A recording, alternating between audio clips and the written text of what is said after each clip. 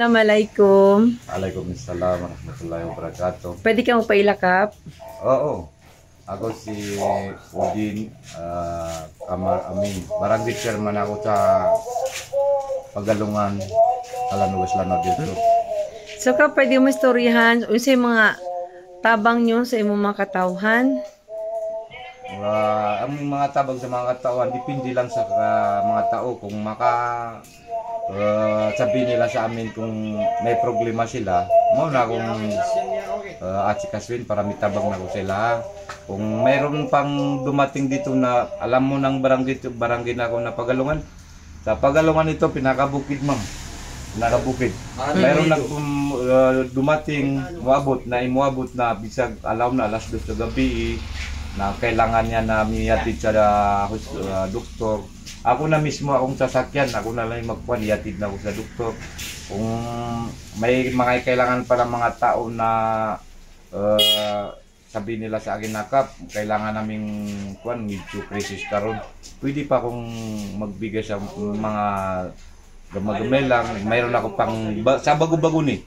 Nabi na nakuha na yung mga bugas ba, yung mga bugas na mga 10 kilos, ipangatag namin sa mga imam, mga bilal, yung mga lahat ng mga kasama sa mosque na sambayang, i-divide namin yung nakuha minabago na akong kuwan, bugas na makuha ko sa kuwan,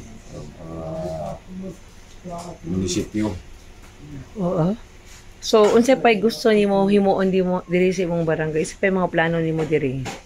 Muna yung mga plano na ako na basig alam mo yung bago na akong daog sa barangay chairman, din na nakita mo ito ang temporary barangay ko.